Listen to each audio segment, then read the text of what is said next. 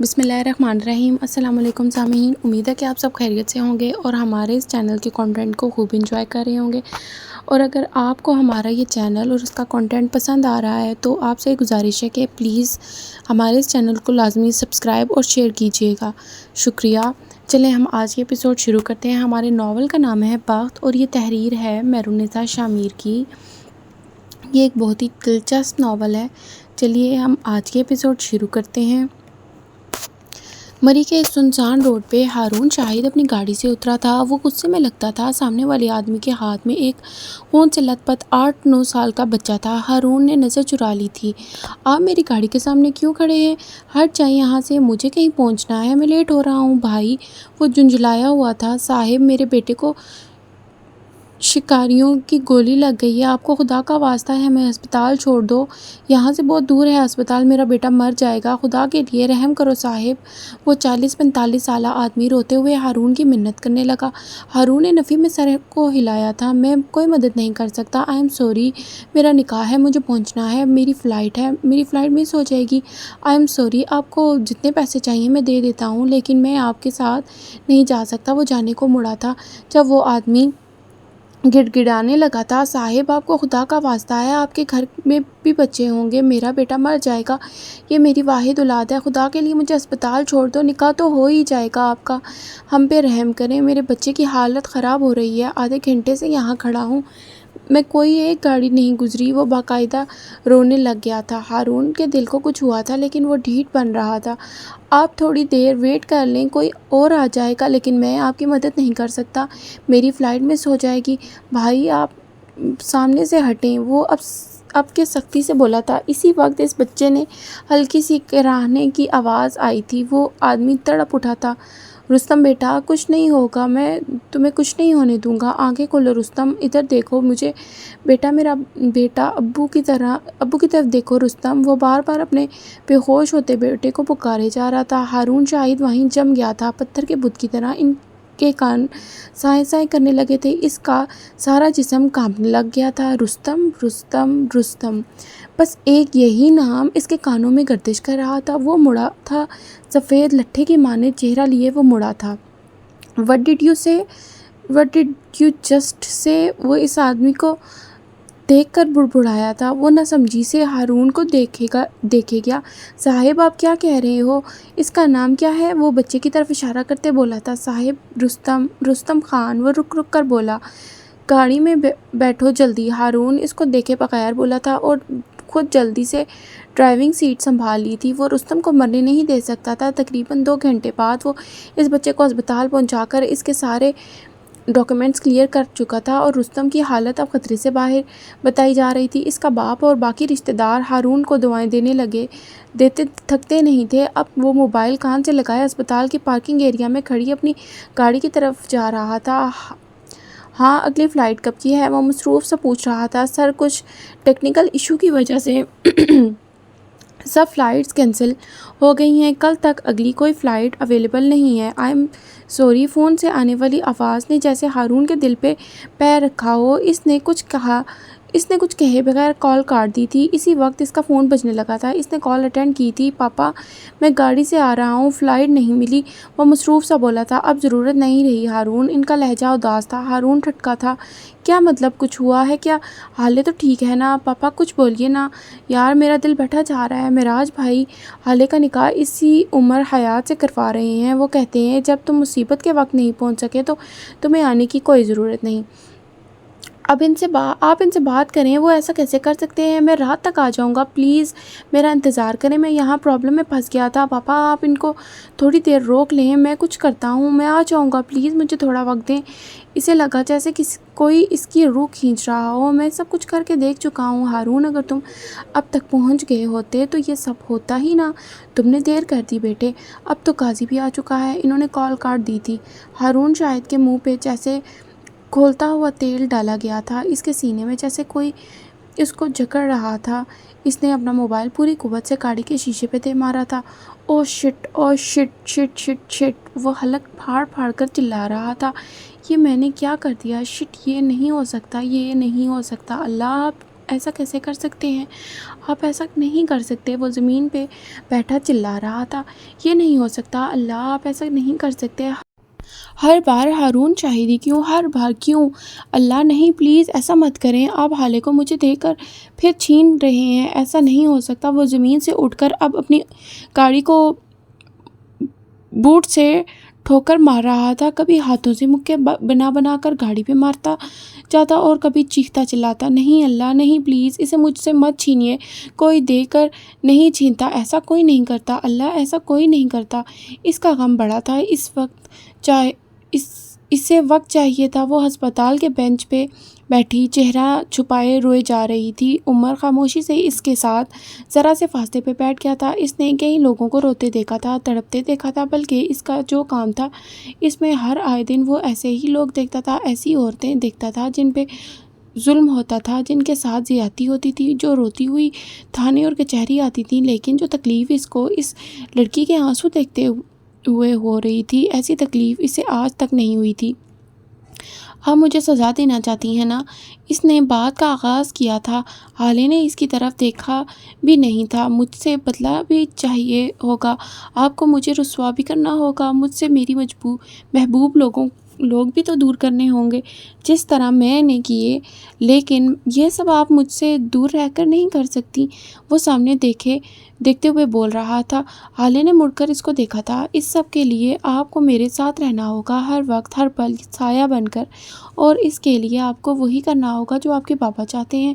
اندر وہ جو آدمی ہے نا، وہ میری فیملی ہے، میرا بھائی باپ دوست سب کچھ ہے، وہ اس کو پلیز بچا لیں، وہ چاہتے ہیں وہ کر لیں۔ میں آپ سے وعدہ کرتا ہوں جس دن وہ ٹھیک ہو کر آ گئے، اسی دن آپ کو طلاق کا کاغذ ہاتھ میں تھما دوں گا، جیسے آپ کہیں گی ویسا ہی کروں گا، آپ جو چاہیں گی بدلے میں دوں گا، لیکن اندر اس بیڈ پہ لیٹے آدمی کو بچا لیجئے، وہ میرا خاندان ہے، وہ آپ کا خاندان ہے، آپ ان کے سامنے مجھے ذلیل کرنا چاہتی ہیں نا، میں خود سب کچھ قبول کر لوں گا، بس ایک مہربانی کر دیں، ان کو بچا لیں۔ آپ کا انکار ان کو مار دے گا اور ان کا مرنا بہت کچھ مار دے گا۔ حالے بغیر کچھ کہے اٹھ کھڑی ہوئی تھی۔ میں تمہیں کبھی معاف نہیں کروں گی عمر، تم نے مجھے بے بس کر دیا ہے، میں اتنی مجبور ہو گئی ہوں کہ مجھے اپنے باپ کی خواہش ماننی پڑے گی۔ تم نے مجھ سے جو کچھ چھینا ہے، تمہیں سب کا حساب دینا ہوگا۔ یہ مت سمجھنا کہ تم مجھے آج حاصل کر لو گے، آج کے بعد تمہارا ہر دن جہنم ہوگا، ہر رات آگ جیسی۔ میں تمہیں نہ زندہ رہنے دوں گی، نہ خدا تمہیں موت نصیب کرے گا۔ تمہیں حساب دینا ہوگا عمر، مجھ سے، میرے عزیز رشتوں کو بدظن کرنے کا حساب۔ بابا کو اگر میں تپتی دھوپ کو رات کہنے کا کہتی تو وہ کہہ دیتے، لیکن آج تمہاری وجہ سے، صرف تمہاری وجہ سے ان کو میرا اعتبار نہیں، ان کو تم پہ یقین ہے، لیکن تم دیکھنا عمر، میں تمہیں کہیں کا نہیں رہنے دوں گی۔ آج کے بعد سے میرا ہر دن تم سے انتقام کے نام ہوگا، تم دیکھنا۔ عمر نے اس کو دور جاتے دیکھا تھا اور گہری سانس بھرتا اٹھ کھڑا ہوا تھا۔ کیا انتقام اتنے حسین بھی ہوتے ہیں؟ وہ بس سوچ ہی سکا تھا۔ آدھا گھنٹہ بعد ہسپتال کے پرائیویٹ وارڈ میں بس ایک چیز کا اضافہ ہوا تھا، صوفہ۔ اس صوفے پہ اس وقت سفید داڑھی والا قاضی بیٹھا ہوا تھا۔ عمر حیات سیاہ ٹی شرٹ میں اس کے ساتھ بیٹھا تھا۔ حالے میرات سلطان کے ساتھ ان کے بیڈ پہ بیٹھی تھی۔ وہ تکیوں کے سہارے بیٹھے ہوئے تھے، ہلکا سا مسکرا بھی رہے تھے۔ گواہ کے طور پر شاہد حسین اور معراج کے ایک قریبی دوست ملک فرقان تھے۔ عمر سنجیدہ سا بیٹھا تھا، جبکہ حالے کا چہرہ ہر قسم کے جذبات سے عاری تھا۔ اسی وقت قاضی صاحب نے کچھ دعاؤں کے بعد حالے سے اس کی رضامندی مانگ لی تھی۔ حالے سلطان ولد معراج سلطان، آپ کو عمر حیات ولد وحاج علی خان بعوض 10 لاکھ روپے حق مہر سکہ رائج الوقت اپنے نکاح میں قبول ہے۔ حالے کا ذہن کہیں اور تھا، وہ کوئی اور آواز سن رہا تھا۔ عمر ایسا نہیں کر سکتا، قبول ہے، اس نے سرگوشی کی تھی۔ کون؟ عمر حیات، کیا تم کوئی مذاق کر رہی ہو؟ قبول ہے، بے غیرت، بے حیا، بدچلن، تمہاری جرأت کیسی ہوئی مجھے دھوکہ دینے کی؟ قبول ہے۔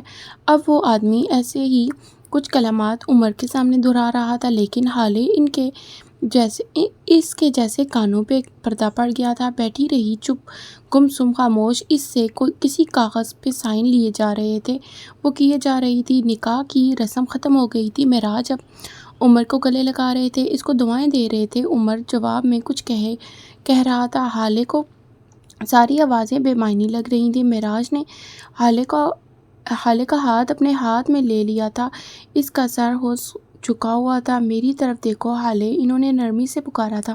حالے نے نم آنکھیں اٹھا کر ان کو دیکھا تھا۔ مجھ سے ایک وعدہ کرو کہ حالے نے اس بات میں سر ہلایا تھا، وہ اس وقت ان کو کسی چیز کے لیے منع نہیں کر سکتی تھی۔ وعدہ کرو، چاہے کچھ بھی ہو جائے، چاہے میں زندہ رہوں یا مر جاؤں، تم عمر کو نہیں چھوڑو گی، چاہے دنیا ادھر کی ادھر ہو جائے، تمہارے ساتھ کچھ بھی ہو جائے، تم اسے نہیں چھوڑو گی، اس سے میری وصیت سمجھو۔ حالے، عمر کو مت چھوڑنا۔ ان کے لہجے میں التجا سی تھی۔ حالے نے ان کی طرف دیکھا تھا، دل میں اٹھتے ابال کو بامشکل دبایا تھا اور ہلکی آواز میں بولی تھی، وعدہ کرتی ہوں بابا، جیسا آپ چاہیں گے ویسا ہی کروں گی۔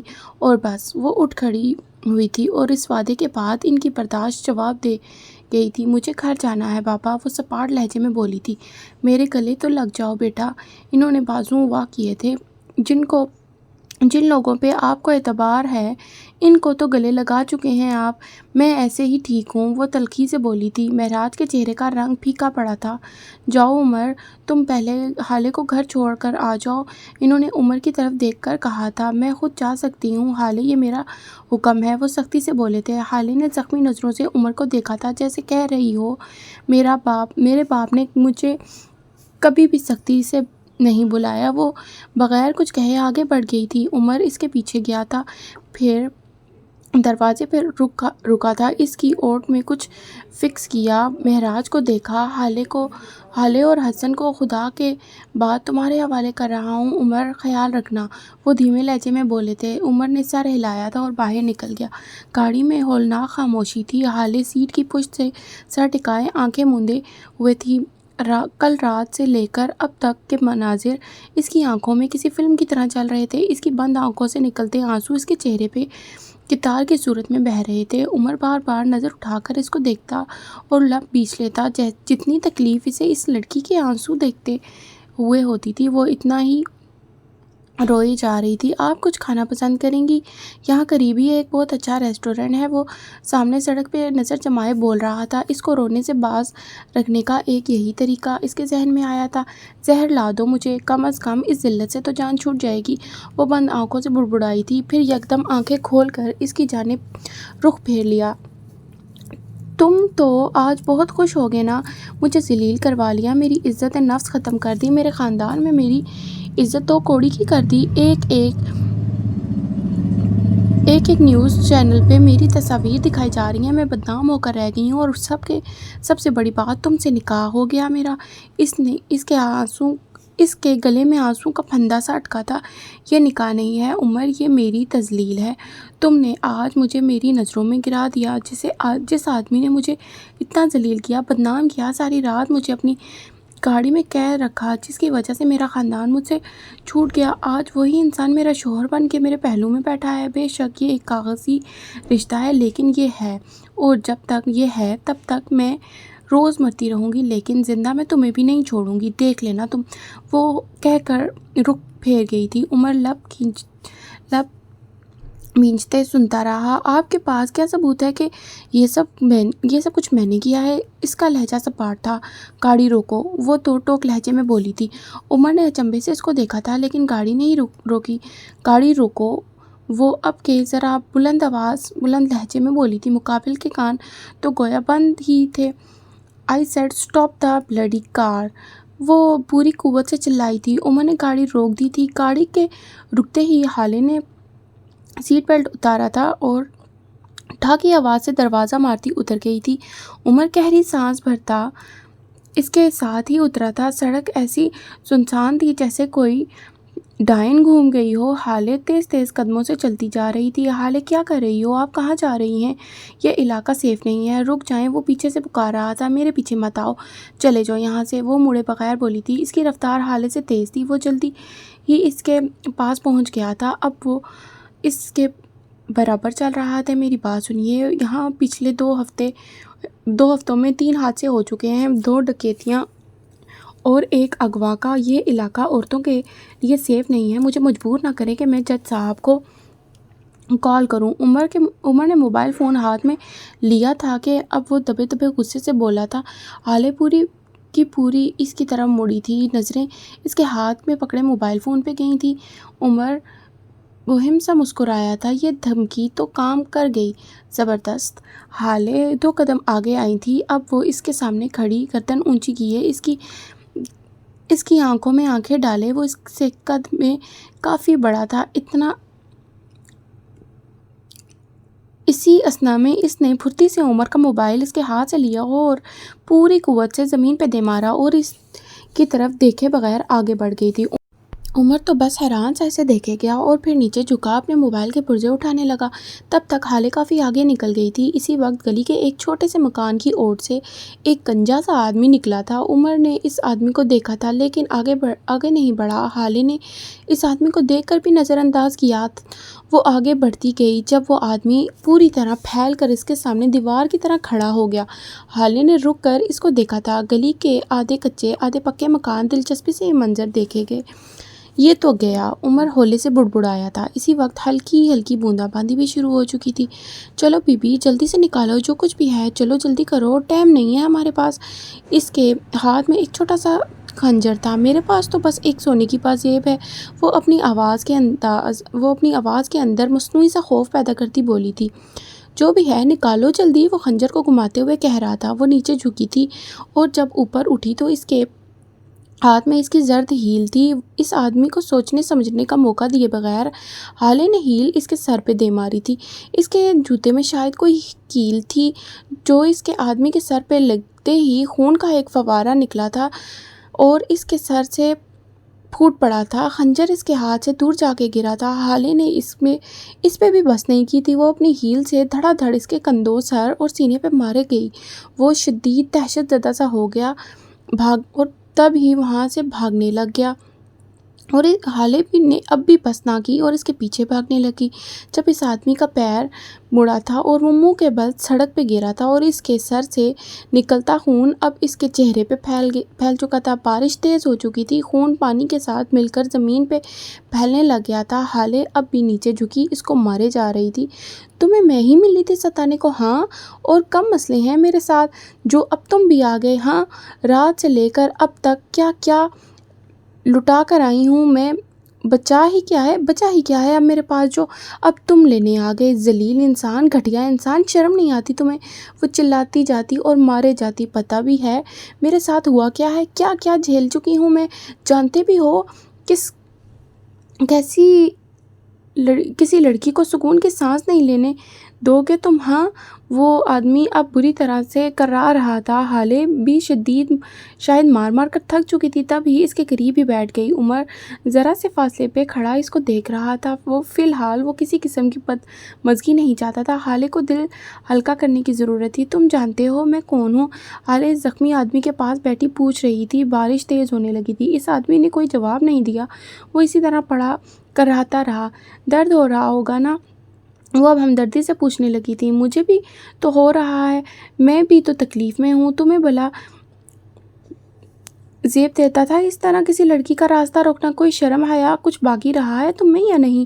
معاف کر دو بی بی، جان چھوڑ دو میری۔ وہ رک کر بول رہا تھا۔ کیوں چھوڑ دوں جان؟ ہاں، میری بات کون سنے گا پھر؟ وہ گھررائی تھی۔ عمر بے تاثر چہرے کے ساتھ اسے دیکھے گیا۔ یہ جو آدمی ہے نا، اس نے مجھ سے سب کچھ چھین لیا۔ اس کی آنکھیں نم ہونے لگی تھیں۔ اس نے مجھ سے میری عزت چھین لی، مجھے جگہ جگہ بدنام کر دیا، مجھے میری شادی سے اغوا کر کے لے گیا۔ آنکھیں اب ڈبڈبانے لگی تھیں۔ میری شادی ٹوٹ گئی۔ میرے منگیتر نے مجھ پہ ہاتھ اٹھایا۔ اس آدمی کی آنکھیں بند ہونے لگی تھی جب حالے بلند آواز میں چلائی تھی۔ آنکھیں کھولے رکھو، تمہیں سننا ہوگا مجھے۔ وہ اب دوبارہ آنکھیں کھول چکا تھا۔ اس نے مجھ سے میرے گھر والے چھین لیے۔ تمہیں پتہ ہے یہ بات؟ اب میں کس کو بتا رہی ہوں؟ ذرا دیر کو رکی تھی۔ میں یہ بات مہر آپی کو بتاتی، میں ان سے بہت محبت کرتی ہوں، بہت زیادہ۔ اس کی آنکھوں سے بے اختیار آنسو بہنے لگے تھے۔ عمر نے رخ پھیر لیا تھا۔ یا پھر بابا کو بتاتی، اس نے مجھے بابا اس نے مجھ سے میرے بابا کو بھی چھین لیا، یا پھر ہارون کو بتاتی اس نے مجھ سے ہارون کو بھی چھین لیا۔ وہ بری طرح رونے لگی تھی بلند آواز میں۔ اس نے ہاتھ سے عمر کی جانب اشارہ کیا تھا۔ اس نے میری زندگی برباد کر دی ہے۔ کل تک میں ایک ملکہ تھی، لوگ میرے ساتھ میرے ہاتھ چومتے تھے، لڑکیاں میری جیسی قسمت کی دعائیں کرتی تھی، لیکن ایک ہی رات میں، پتہ ہے ایک ہی رات میں اس نے مجھے تخت سے زمین پہ پھینک دیا۔ وہ بلک بلک کر رو رہی تھی، اس کی آنکھیں سرخ ہو گئی تھیں، عمر کی برداشت کی حد ختم ہو گئی تھی۔ تب ہی اٹھ کھڑا ہوا۔ چلیں حالے، اب بس بہت ہو گیا، ہم لیٹ ہو رہے ہیں، وہ سنجیدگی سے بولا تھا۔ اسی وقت بارش ایک دم تیز ہو گئی تھی، بوندیں تڑا تڑ برسے جا رہی تھیں۔ حالے بھیگ گئی تھی، لیکن اس کو جیسے کوئی فرق ہی نہیں پڑتا تھا۔ اس آدمی کا خون اب اس کے سر پہ جم گیا تھا۔ حالے کی نظر جیسے ہی اس کے سر پہ پڑی، یکایک وہ ہنسنے لگی۔ پھٹ پیٹ پہ ہاتھ رکھے، گردن پیچھے پھینکے وہ ہنسی جا رہی تھی، کربناک ہنسی۔ عمر کو اس وقت اس کی ہنسی رونے سے زیادہ بری لگی۔ جتنا درد تمہیں ہو رہا ہے نا، اس سے زیادہ مجھے ہو رہا ہے، وہ ہنستے ہوئے بامشکل بول رہی تھی۔ میرا دل پھٹ رہا ہے۔ ذلت بڑی گندی چیز ہوتی ہے، بڑی گندی، وہ اور مجھے یہ جھولی بھر کے دی گئی ہے۔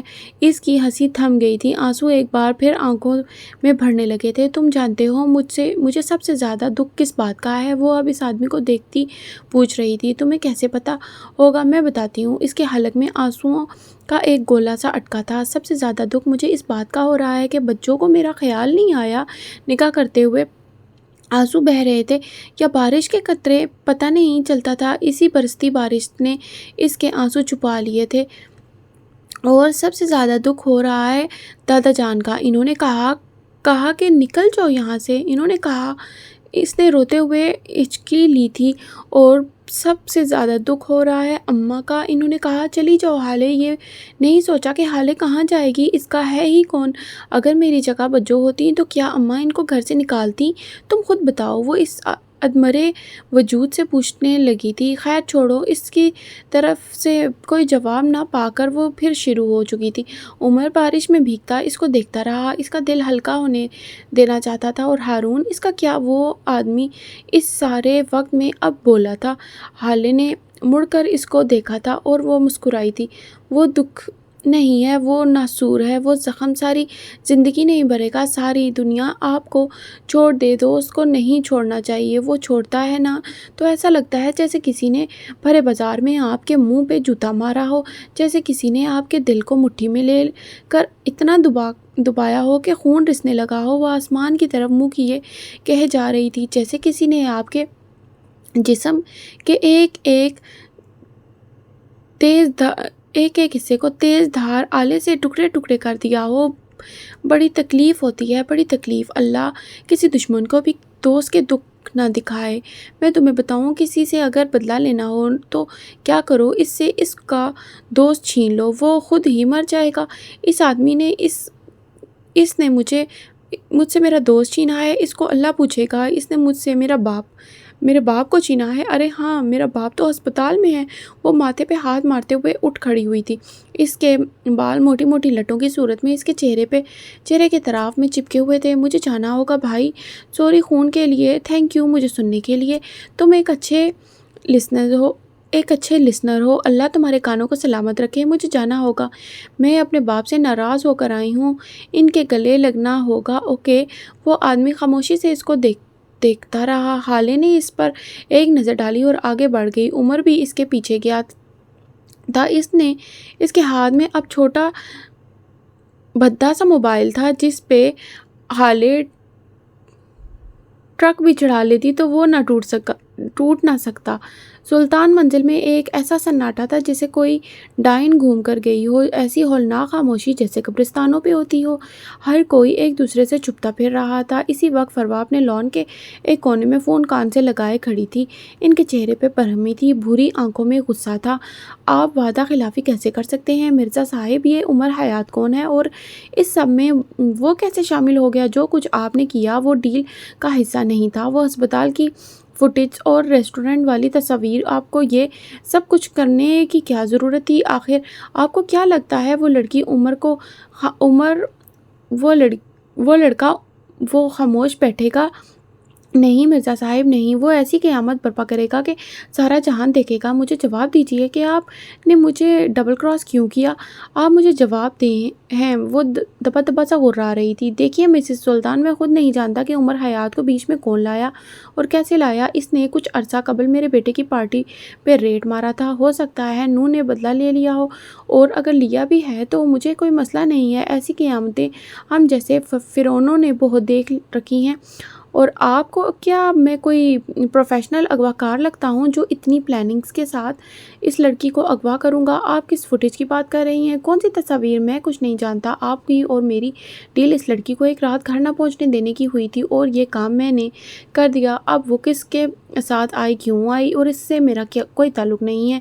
امید ہے کہ اب تک آپ میرا کام کر چکی ہوں گی۔ ان کا لہجہ بے لچک تھا۔ ہو جائے گا آپ کا کام، پیپرز بنوا لیے ہیں، میں نے بس سائن چاہیے۔ ان کا دھیان ہٹا ہوا تھا، لہجہ بجھا ہوا تھا۔ کچھ تھا جو ان کو تنگ کر رہا تھا۔ اسی وقت انہوں نے سفیر کو اپنی گاڑی کی طرف جاتے دیکھا تھا۔ انہوں نے سفیر کو آواز دے کر روکا تھا۔ وہ بادل ناخواستہ رک گیا تھا۔ فروا تیز تیز قدم چلتی اس کے قریب آئی تھی۔ اب وہ دونوں ایک دوسرے کے سامنے کھڑے تھے۔ کہاں جا رہے ہو تم؟ خود کو مشکل نارمل رکھتے ہوئے پوچھ رہی تھی۔ بڑے پاپا کے پاس، وہ ہسپتال ہیں تو میں ان کے پاس ہی جا رہا ہوں۔ وہ سخت بیزار تھا۔ تم باپ بیٹا پاگل ہو گئے ہو؟ ان کی بیٹی ہمارے منہ پہ کالک مل کر جا چکی ہے، اور تم لوگوں کی خدمتیں ہی ختم نہیں ہو رہی۔ ابھی تھوڑی دیر پہلے تمہارا باپ کیا ہے، اور اب تم بیٹے ضرورت کیا ہے آخر؟ وہ سخت کوفت زدہ تھے۔ ممی، وہ میرے بڑے پاپا ہیں۔ کل رات جو کچھ بھی میں نے کہا وہ اسی وجہ سے اسپتال میں ہیں۔ ان کی گھٹیا بیٹی کی وجہ سے میں ان کو نہیں چھوڑ سکتا۔ آپ اپنی سازشیں خود تک محدود رکھیں اور تو بہتر ہوگا، اور میرے معاملات سے دور رہیں۔ وہ کاٹ دار لہجے میں کہتا لمبے لمبے ڈاک بھرتا وہاں سے چلا گیا۔ فروا خاموشی سے واپس چلی گئی تھی۔ ان کا ذہن الجھا ہوا تھا۔ سارے راستے ان دونوں کے درمیان کوئی بات نہیں ہوئی تھی۔ ہالے خاموشی سے کھڑکی کے باہر بھاگتی ٹریفک کو دیکھتی رہی۔ بارش اپنی جوبن پہ تھی، جیسے آج ہی رات آج سارے بادلوں نے ایک ساتھ برسنے کا تہیہ کر لیا ہو۔ جیسے ہی ان کی گاڑی اسپتال کے باہر آ کر رکی، سامنے سے ہی رپورٹرز کا ایک ہجوم ان کو اپنی طرف آتا دکھائی دیا تھا۔ عمر نے بیزاری سے ان کو دیکھا تھا اور پھر حالے کی طرف دیکھ کر بولا تھا، آپ ان کے سامنے کچھ نہیں کہیں گی، اوکے؟ عمر اس کی طرف دیکھتا تنبیہی انداز میں بولا تھا۔ حالے بغیر جواب دیے گاڑی سے اتر گئی تھی۔ وہ بھی دوسری طرف سے اتر گیا تھا۔ حالے کا لباس اب بھی ہلکا گیلا تھا۔ سیاہ دوپٹہ سر پہ جما رکھا تھا، آنکھوں میں گہرا کرب لیے وہ عمر کی حمایت میں رپورٹرز کے ہجوم میں راستہ بناتی چلتی جا رہی تھی۔ اے ایس پی صاحب، کل رات سے آپ اپنی غیر موجودگی کے بارے میں کیا کہنا چاہیں گے؟ عمر سر، آپ پہ الزام ہے کہ آپ نے مشہور بزنس ٹائکون سفیر سلطان کی ہونے والی بیوی اور شاہد حسین صاحب کی بھانجی کو اغوا کر رکھا ہے۔ سر، آپ اس بارے میں کیا کہنا چاہیں گے؟ کل رات سے آپ بغیر کسی اطلاع کے منظر عام سے غائب ہیں۔ آپ کے پاس کوئی جواب ہے؟ سلطان فیملی سے آپ کا کیا تعلق ہے؟ مس حالے سلطان سے آپ کا کیا تعلق ہے؟ سر جواب دیں، کچھ بتائیں سر۔ متعدد آوازیں، ان گنت الزام اور طنزیہ جملوں کو نظر انداز کرتا وہ حالے کے بالکل قریب چلتا اسپتال کے اندر داخل ہو گیا تھا۔ ابھی وہ اور آگے جاتا جب حالے ان رپورٹرز کی جانب مڑ گئی تھی۔ اس کی آنکھیں پرسکون تھی، چہرہ ہر قسم کے جذبات سے عاری۔ وہ سڑک پہ بیٹھی پاگلوں کی طرح ہنستی اور روتی ہوئی حالے سے بہت مختلف لگ رہی تھی۔ وہ رکی تھی تو ان کے پیچھے بھاگتے رپورٹرز بھی رکے تھے، لیکن بس ان کے قدم ہی رکے تھے، زبانیں نہیں۔ آپ کو جو کچھ پوچھنا ہے مجھ سے پوچھیں، میں آپ کے تمام سوالات کا جواب دینے کو تیار ہوں، وہ ان کی جانب دیکھتی پرسکون لہجے میں کہہ رہی تھی۔ باہر اب بھی بارش برس رہی تھی۔ میڈم، آپ کا اے ایس پی عمر حیات سے کیا تعلق ہے؟ کل رات آپ اپنی شادی سے کیوں غائب ہوئیں؟ اے ایس پی عمر حیات سے کل تک میرا کوئی تعلق نہیں تھا، لیکن آج اس نے عمر کی طرف طنزیہ سی نظر دیکھا تھا۔ آج ان کا اور میرا نکاح ہو گیا ہے، سو اس لحاظ سے یہ میرے شوہر ہیں۔ اور رہی بات میری شادی سے غائب ہونے کی، تو اے ایس پی سر نے مجھے میری شادی کی رات اغوا کر لیا اور ساری رات مجھے حبس بے جا میں رکھا۔ عمر نے بے اختیار اپنا ماتھا سہلایا تھا۔ ان کی وجہ سے میری اور میرے خاندان کی بدنامی ہوئی، ہمارے خاندان کی نیک نامی پہ حرف آیا، اور میں اب تک ٹراما کے زیر اثر ہوں اور ان کی وجہ سے میرے والد کو ہارٹ اٹیک ہوا ہے اور وہ اسی ہسپتال میں زندگی اور موت کی جنگ لڑ رہے ہیں۔ وہ بول کر خاموش ہو چکی تھی۔ رپورٹرز کا شور ایک بار پھر بلند ہوا تھا۔ اگر آپ کے ساتھ اتنا ہی ظلم ہوا تھا تو آپ اب تک ان کے ساتھ کیوں ہیں؟ اور جسٹس معراج سلطان کی کنڈیشن اب کیسی ہے؟ کیا یہ شادی آپ کے والد کی مرضی سے ہوئی ہے؟ کیا آپ مستقبل میں عمر صاحب کے ساتھ رہیں گی یا آپ دونوں اپنے رستے جدا کرنے والے ہیں؟ عمر صاحب، آپ ان الزامات کے بارے میں کیا کہتے ہیں؟ کیا آپ ان سب کو قبول کرتے ہیں؟ اگر ہاں تو ان سب کے پیچھے کیا وجہ رہی؟ حالے نے ہاتھ اٹھا کر ان کو خاموش کروایا تھا۔ عمر غیر آرامدہ سا اس کے ساتھ ہی کھڑا تھا۔ میرے والد صاحب اب خطرے سے باہر ہیں۔ ان کا اس کا لہجہ اب بھی پرسکون تھا۔ اور مستقبل میں حالے سلطان عمر حیات کو کورٹ میں لے کر جانے والی ہوں۔ ان کو ہر زیادتی کا حساب دینا ہوگا۔ میں ان پہ حدت عزت کا دعویٰ کرتی ہوں اور مجھے اغوا کرنے کا اور حبس بھیجا میں رکھنے کے لیے ان سے حساب مانگتی ہوں۔ See you guys in the court, وہ بول کر آگے بڑھ گئی تھی جبکہ عمر جینز کی جیبوں میں ہاتھ ڈالے وہیں کھڑا رہ گیا تھا۔ سر، آپ کچھ کہنا چاہیں گے؟ آپ کی منکوحہ نے جو الزامات آپ پہ لگائے ہیں اور مستقبل میں آپ کا لاحقہ عمل کیا ہوگا؟ آپ کا نام کیا ہے؟ اس نے نیلی شرٹ پہنے مائک پکڑے کھڑے لڑکے سے سوال کیا تھا۔ سنان غفار، وہ باعتبار سا بولا تھا۔ عمر نے سمجھنے کے انداز میں سر ہلایا تھا۔ میں پچھلے ہفتے تھانے گیا تھا دورے پہ، آپ کو دیکھا تھا میں نے وہاں۔ آپ کی بیوی نے آپ پہ FIR کٹوائی تھی کہ آپ نے ان سے جھوٹے وعدے کیے اور فراڈ کر کے ان سے شادی کی۔ کیا جس مکان میں آپ رہتے ہیں وہ آپ کا ذاتی ہے اور یہ کہ آپ ان کو ماہانہ خرچہ بھی پورا نہیں دیتے؟ یہی ہوا تھا نا؟ وہ معصومیت سے پوچھ رہا تھا۔ اس لڑکے کے کان سرخ ہوئے تھے۔ سر، آپ پبلک فگر ہیں، میں نہیں۔ آپ میری ذاتی زندگی کو اس طرح ڈسکس نہیں کر سکتے۔ اوہ ریئلی، آئی جسٹ ڈڈ برو، وہ طنزیہ سی مسکراہٹ کے ساتھ بولا تھا۔ مجمع میں ہلکے ہلکے قہقہے گونجے تھے۔ اور آپ کا نام تو یاد ہے مجھے، اس نے ایک ادھیڑ عمر رپورٹر کی جانب اشارہ کیا تھا۔ آپ سے تو میں کورٹ میں ملا تھا۔ آپ کی بیوی نے آپ پہ کیس کیا تھا نا؟ ان کا کہنا تھا کہ آپ نے ان کے ابا کی دکان جو ترکے میں آپ کی بیوی کو ملا بیچ دیا اور اس کے علاوہ آپ نے ان کا تمام زیور ان کی اجازت کے بغیر کہیں گروی رکھوا دیا۔ کچھ یہی الزامات تھے آپ پہ؟ وہ اب بھی مسکرا رہا تھا۔ اس آدمی کا رنگ اڑ گیا تھا۔ سر، آپ یہاں ہمارے سوالات کے جواب دینے کے لیے آئے ہیں یا ہم پہ طنز کرنے؟ آپ یہ مت بھولیے کہ ہم پبلک فگر نہیں ہیں، آپ ہیں، ہم عام عوام ہیں اور آپ قوم کے رکھوالے۔ اگر آپ جیسے لوگ ہی اغوا اور فورس میرج کے جرم میں پھنسے ہوں گے تو ہمارا کیا ہوگا؟ مجمع میں سے ایک 27-28 سالہ رپورٹر کی آواز آئی تھی۔ اب کہ عمر کھل کر مسکرایا تھا۔ بی بی، میں طنز تو نہیں کر رہا، میں یہ بھی نہیں کہہ رہا کہ میں پبلک فگر نہیں ہوں۔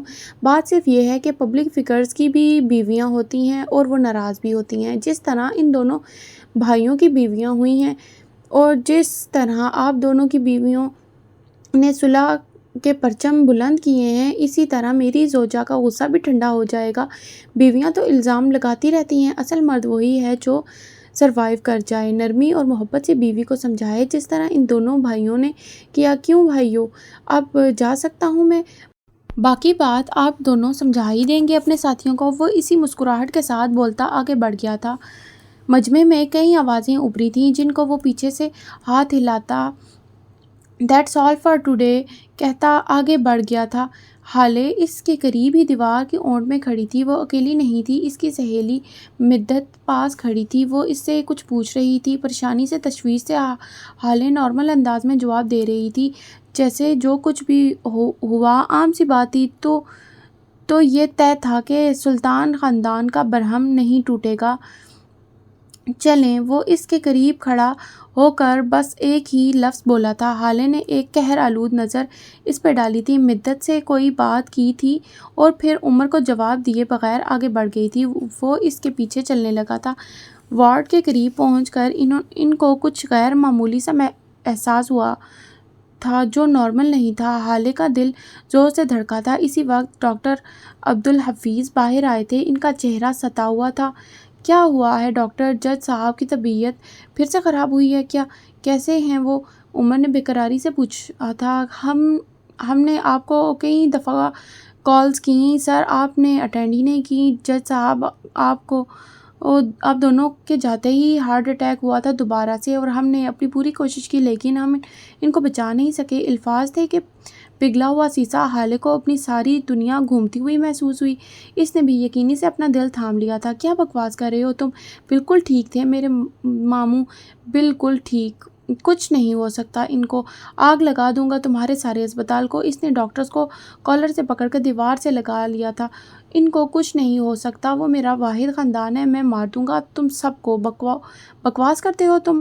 میرے ماموں بالکل ٹھیک تھے۔ وہ ان کو دیوار سے لگائے ان پہ گھرا رہا تھا۔ ان کی آنکھوں میں شوق تھا۔ لوگ جمع ہونے لگے تھے۔ وہ عمر کو ہٹانے کی کوشش کر رہے تھے۔ بول، کون آیا تھا اندر؟ بتاؤ مجھے، منع کر کے گیا تھا نا میں؟ کیا تھا کہ نہیں؟ بولا تھا نا کہ میرے علاوہ اندر کسی کو بھی نہ جانے دینا۔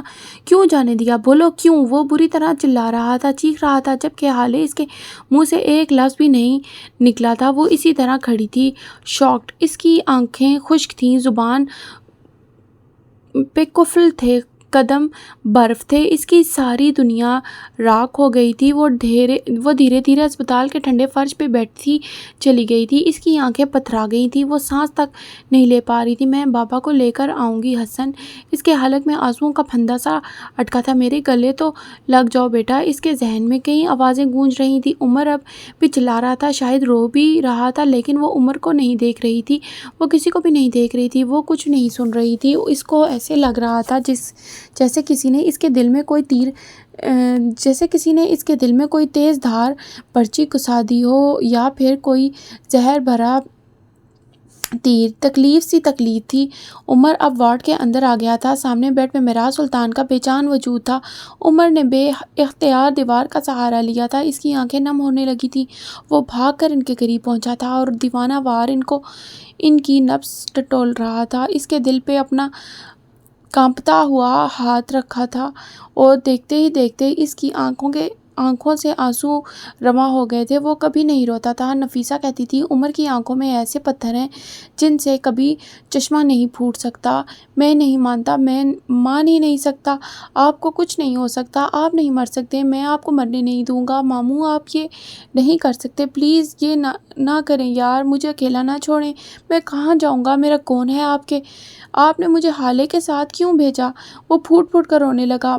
میرے تو واحد دوست آپ ہیں، میرا بھائی، میرا باپ، سب کچھ آپ ہیں۔ آپ مجھے نہیں چھوڑ سکتے، آپ یہ نہیں کر سکتے۔ دیکھیے، میں ریلیشن شپ ٹائٹل استعمال کر رہا ہوں نا یار، میں اکیلا ہو جاؤں گا، مجھے مت چھوڑیں۔ وہ ان کے پاس بیڈ پہ بیٹھا، ان کے ہاتھ پہ چہرہ گرائے روتے ہوئے کہہ رہا تھا، اللہ میرے ساتھ ایسا نہ کریں، میں اتنا مضبوط نہیں ہوں، میں کیا کروں اللہ، آپ نے کیوں کر دیا ایسا؟ میں نہیں سنبھال سکتا حالے کو، حسن کو، میں ان کو کیسے سنبھالوں؟ ماموں، میں خود اکیلا ہو جاؤں گا۔ آپ نے وعدہ کیا تھا، آپ نے کہا تھا مجھے نہیں چھوڑیں گے۔ آپ نہیں چھوڑ سکتے۔ وہ کبھی بچپن میں بھی ایسا نہیں رویا تھا جس طرح وہ آج رو رہا تھا۔ اسی وقت سفیر اور شمس ایک ساتھ اندر داخل ہوئے تھے۔ ان کے پیچھے ہی ہارون اور شاہد بھی آئے تھے۔ سفیر نے آتے ہی عمر کو گردن سے پکڑ کر دور ہٹایا تھا۔ گھٹیا انسان، تمہاری جرأت کیسی ہوئی یہاں آنے کی؟ دفعہ ہو جاؤ یہاں سے۔ تمہاری وجہ سے میرے بڑے پاپا چلے گئے۔ تم ان کے وارث نہیں ہو، ان کا وارث میں ہوں۔ تم کس حق سے ان کے پاس بیٹھے ہو؟ کس نے دیا تمہیں یہ حق؟ وہ سرخ آنکھوں کے ساتھ چلا رہا تھا۔ عمر کے کانوں میں کئی سال پرانی ایک آواز گونجی تھی، میرے ساتھ گھر چلو اور فیملی کا حصہ بنو، ورنہ ایک دن جب میں مر جاؤں گا تمہیں میرے جنازے پہ بھی کوئی نہیں چھوڑے گا۔ مجھے بس تھوڑی دیر ان کے پاس رہنے دو پلیز۔ وہ چہرہ جھکائے گیلی آواز میں بولا تھا۔ شمس رو رہے تھے، ہارون کی آنکھیں نم تھیں۔ تم یہاں سے خود جاؤ گے یا میں تمہیں دھکے مار کر نکالوں؟ تمہاری وجہ سے میری بہن بیوہ ہو گئی، ان کے بچے یتیم ہو گئے، اور اب اور کیا چاہتے ہو؟ شاہد حسین روتے ہوئے اس پر چیخ رہے تھے، ان کے بچے، آہ خدایا، ان کے بچے۔ عمر کے دماغ میں یکدم حالے کا خیال آیا تھا۔ وہ وارڈ کے باہر ہی تھی، کیا ان لوگوں نے اسے دیکھا نہیں؟ وہ ان کی طرف دیکھے بغیر باہر بھاگا تھا۔ وہ باہر نہیں تھی۔ وہ ہر وارڈ میں اس کو ڈھونڈ رہا تھا، ہر ایک کو روک روک کر اس کو پوچھ رہا تھا، اور وہ وہاں نہیں تھی، وہ کہیں نہیں تھی۔ اس نے تمام باتھ رومز چیک کر لیے تھے، وہ وہاں بھی نہیں تھی۔ وہ ہسپتال کے کوریڈور میں سر پکڑے کھڑا تھا۔ میں حسن اور حالے کو خدا کے بعد تمہارے حوالے کر رہا ہوں۔ عمر یہ کیا کر گئے ہیں آپ؟ یہ کیسی ذمہ داری مجھ پر ڈال گئے ہیں؟ دیکھیں میں تو ایک دن بھی نہیں نبھا سکا، میں نہیں کر سکتا۔ بے بسی کے مارے اس کی آنکھیں ایک بار پھر سے نم ہونے لگی تھی۔ تبھی اس کو سیڑھیوں کے قریب ایک سیاہ دوپٹہ نظر آیا۔ وہ آہستگی سے چلتا اس کے قریب گیا اور وہ حالے تھی، سیڑھیوں پہ بیٹھی تھی، ہراساں نظروں سے یہاں وہاں دیکھتی۔ حالے عمر اس کے قریب ہی ایک سیٹ پہ بیٹھ گیا تھا۔ حالے کو دیکھ کر اس نے شکر کا کلمہ پڑھا تھا۔ حالے نے مڑ کر اس کو دیکھا تھا، اس کی سے آنکھیں ضبط سے سرخ پڑ گئی تھیں۔ حالے آپ یہاں کیوں بیٹھی ہیں؟ وہ بدوقت بول پایا تھا۔ حالے نے اس کی آنکھوں میں دیکھا تھا۔ بابا، وہ رکی تھی۔ کیا بابا؟ کیا واقعی وہ الفاظ ادا بھی نہیں کر پا رہی تھی۔ کوئی بھی اولاد کے نہیں کہہ سکتی۔ کیا تم نے خود دیکھا؟ تم نے چیک کیا؟ اس کی آنکھوں میں خوف تھا، امید تھی۔ عمر کی آنکھوں میں کرب اتر آیا تھا۔ میں نے دیکھا ان کو، میں نے محسوس کیا وہ سانس نہیں لے رہے تھے۔ وہ نہیں لے رہے حالے، وہ نہیں رہے۔ میں کیا کروں؟ وہ نہیں رہے۔ اس نے سر دونوں ہاتھوں میں گرا لیا تھا۔ عمر کیا تھوڑی دیر کے لیے ان کو زندہ نہیں کر سکتے؟ وہ ایسے لہجے میں بولی تھی کہ عمر کا کلیجہ کٹ کر رہ گیا۔ میں ان کے گلے نہیں لگی تھی عمر، کاش میں لگ جاتی، کاش میں وقت کو پیچھے کر پاتی۔ کیا تم کر سکتے ہو؟ میں ان سے ناراض نہ ہوتی، کاش۔ وہ رک رک کر بول رہی تھی۔ اس کی آنکھوں سے ایک قطرہ بھی نہیں گرا تھا، لیکن روح جیسے قبض ہو رہی تھی۔ ہمارے کسی اپنے کے چلے جانے کے بعد ان کی کسی نہ مانی گئی بات کا گلٹ دنیا کے ہر گلٹ سے بڑا ہوتا ہے۔ آپ روک لیں پلیز، وہ عجیب سے لہجے میں بولا تھا۔ حالے نے نظر اٹھا کر اس کو دیکھا تھا۔ تم کتنے منحوس ہو عمر، وہ اس کو دیکھے ہوئے کرب سے کہہ رہی تھی۔ تم جب سے میری زندگی میں آئے ہو تم سب کچھ کھا گئے ہو، تم بہت منحوس ہو، آسیب ہو تم، آسیب۔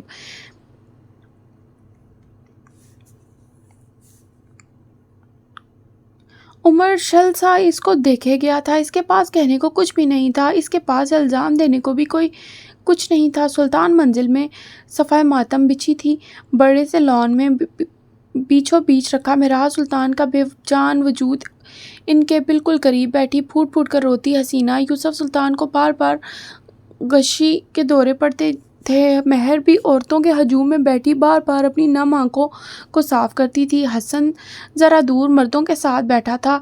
سوگوار لوگ شمس کے بعد آ کر حسن کو پرسا دیتے۔ اس کے آنسو بہہ رہے تھے جنہیں وہ بار بار اپنی آستین سے رگڑتا تھا۔ عمر کو دروازے کے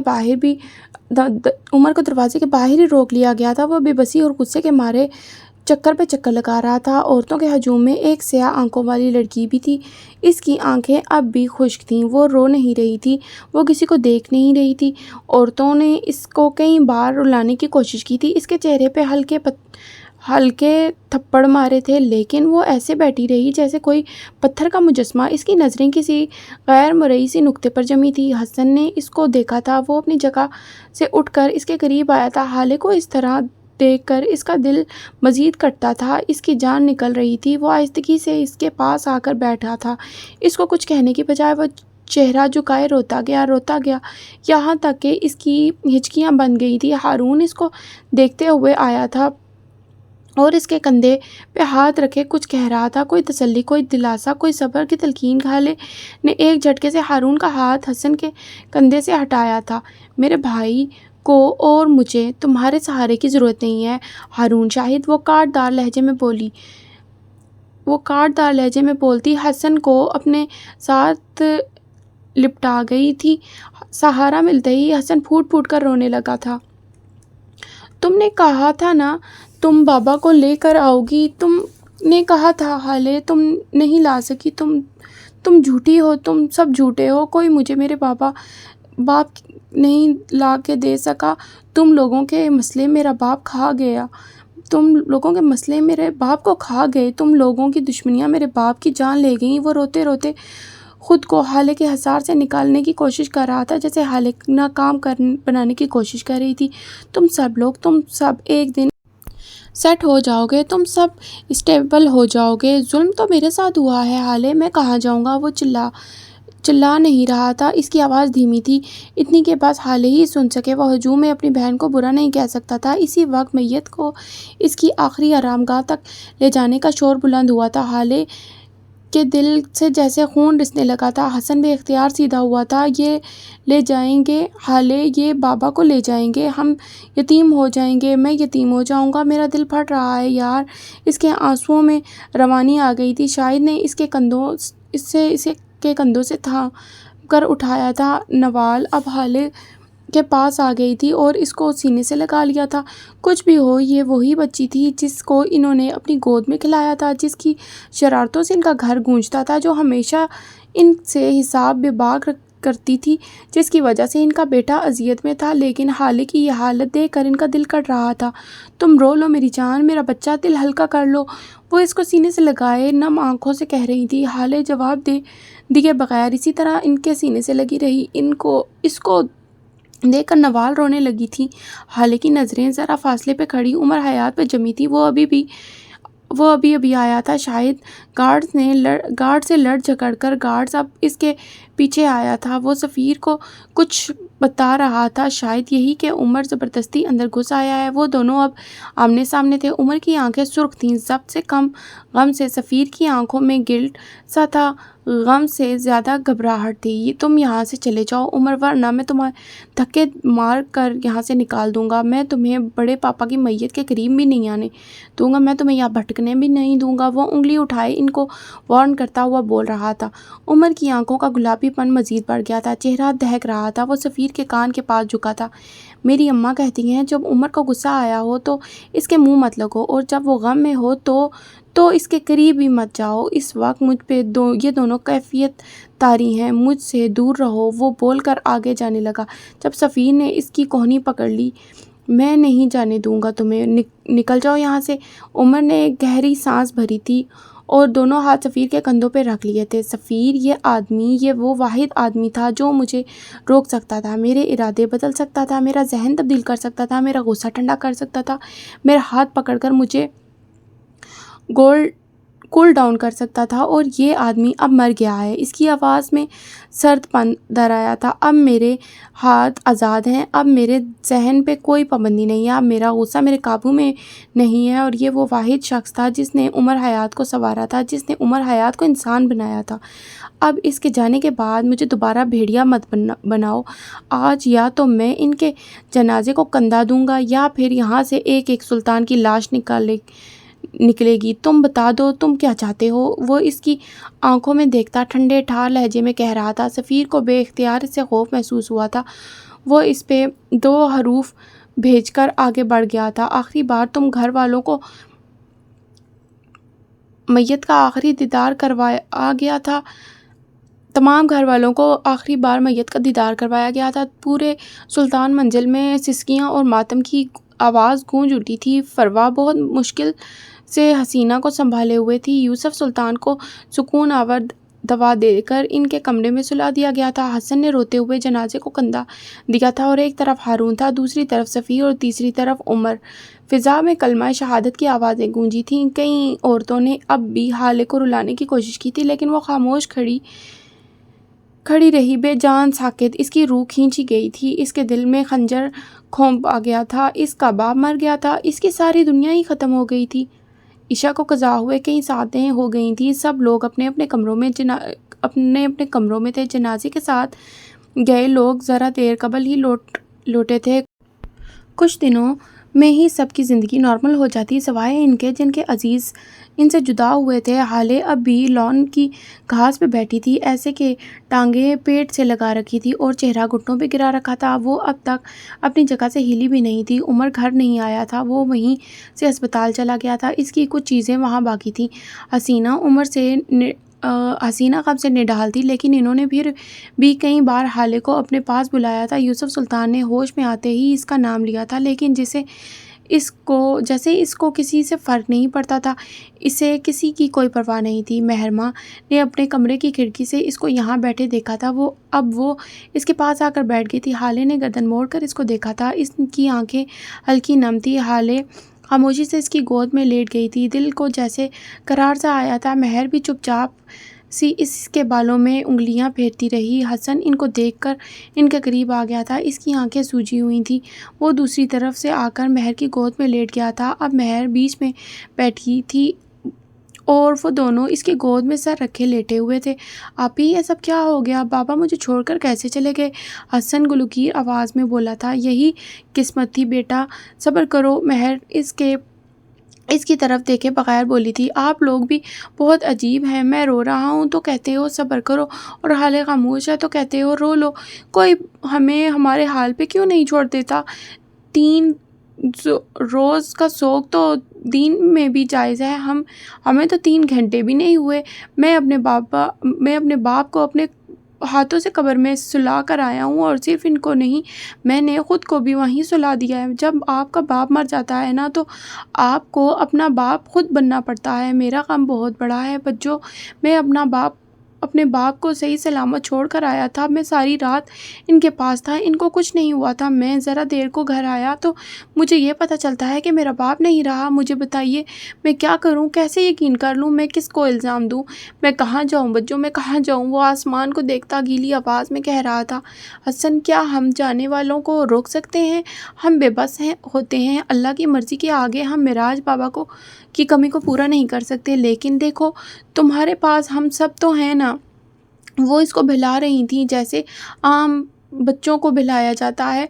میرے لیے کوئی بھی نہیں ہوگا بچوں، یہ خاندان والے 1-2 سپارے پڑھ کر چلے جائیں گے۔ آپ کی اپنی دنیا ہے، آپ کا شوہر ہے، آپ یوسف سلطان کے پاس اپنا غم ہے، اپنے پچھتاوے ہیں، حالے سلطان کے اپنے گلٹ ہیں، سفیر سلطان ساری دنیا سے ناراض ہے، شمس چچا کے اپنے مسئلے ہیں، اماں کے وظائف مزید لمبے ہو جائیں گے۔ آپ کو پتہ ہے سب سے زیادہ نقصان کس کا ہوا ہے؟ سب سے زیادہ سفر کون کرے گا؟ حسن سلطان۔ مجھ سے تو سب کچھ لے لیا گیا ہے۔ آپ کا باپ ایک ہی انسان ہوتا ہے اور جب وہ مر جائے تو آپ کو اپنا باپ خود بننا پڑتا ہے بچوں۔ کوئی میرے لیے نہیں ہوگا، کوئی نہیں۔ وہ آنکھیں بند کیے بڑبڑایا تھا۔ حالے چپ چاپ اس کو سنتی رہی۔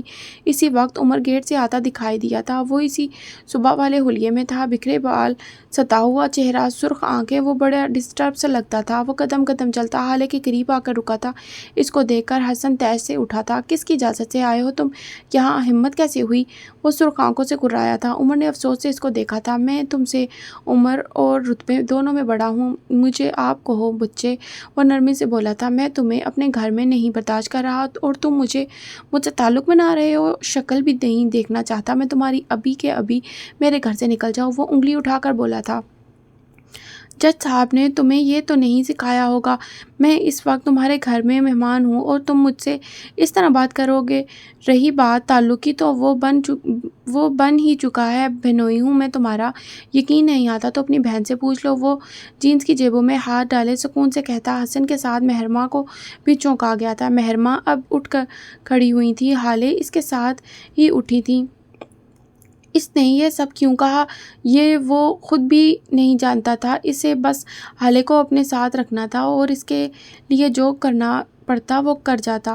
حسن کی آنکھیں بے یقینی سے پھیلی تھی۔ اس نے حیرانی سے حالے کو دیکھا تھا۔ یہ کیا کہہ رہا ہے حالے؟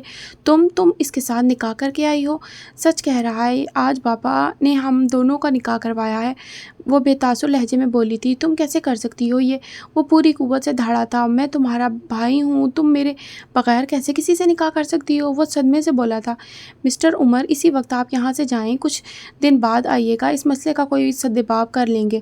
اس وقت ہمارا خاندان ایک ٹراما سے گزر رہا ہے، ہمارے گھر کے بڑے کوئی فیصلہ اس وقت نہیں کر سکتے۔ مہرماں سینے پہ ہاتھ باندھے نرم لہجے میں بولی تھی۔ آپ کے گھر کے سو کالڈ بڑوں کو آج میں دیکھ چکا ہوں، صبح ان کے فیصلے بھی دیکھ چکا ہوں میں اپنی بیوی کو آپ کے گھر کے ایسے بڑوں کے پاس چھوڑ کر نہیں جا سکتا۔